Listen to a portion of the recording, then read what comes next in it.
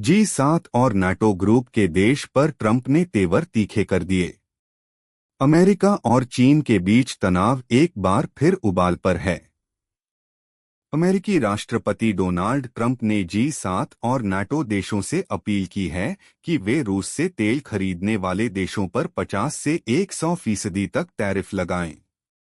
Trump ने साफ कहा कि यह कदम रूस यूक्रेन युद्ध को खत्म करने के लिए जरूरी है।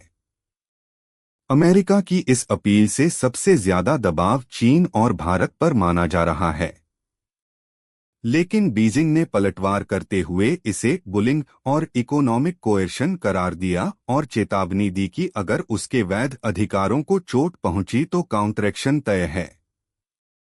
बीजिंग में चीनी विदेश मंत्रालय के प्रवक्ता ने प्रेस कॉन्फ्रेंस में कहा, अमेरिका की यह कोशिश वैश्विक व्यापार नियमों को तोड़ने वाली है।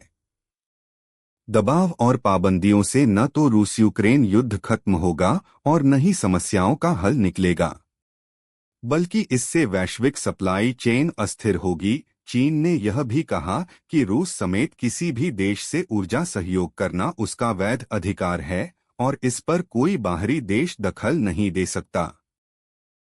ट्रंप ने नाटो देशों को संबोधित करते हुए कहा कि चीन और भारत जैसे देश अगर रूस से तेल खरीदना बंद कर दें तो युद्ध जल्दी खत्म हो सकता है। उन्होंने G7 देशों से अपील की कि वे मिलकर चीन पर 50 से 100% तक टैरिफ लगाएं। इसी दिन अमेरिकी वित्त मंत्री स्कॉट बेसेंट ने G7 फाइनेंस मंत्रियों के साथ हुई मीटिंग में यह मुद्दा जोर शोर से उठाया।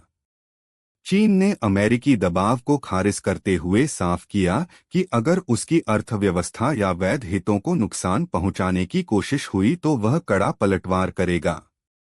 प्रवक्ता लिन जियान ने कहा, चीन अपने संप्रभु हितों और सुरक्षा के साथ समझौता नहीं करेगा। अमेरिका के अवैध यूनिलेटरल सैंक्शन हमें स्वीकार नहीं। भारत पर भी असर।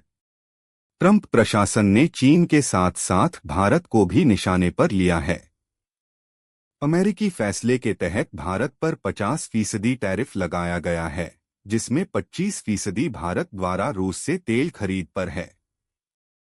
अमेरिका का आरोप है कि रूस से तेल की डील जारी रहने के कारण यूक्रेन युद्ध लंबा खिंच रहा है। विशेषज्ञों का मानना है कि अगर G7 और नाटो देशों ने ट्रंप की बात मान ली तो यह एक नए ग्लोबल ट्रेड वॉर की शुरुआत होगी। इससे न केवल अमेरिका और चीन के रिश्ते और बिगड़ेंगे बल्कि भारत समेत उन सभी देशों पर असर पड़ेगा जो रूस से सस्ता तेल खरीद रहे हैं। चीन पहले ही चेतावनी दे चुका है कि इस बार उसका जवाब मजबूत और करारा होगा।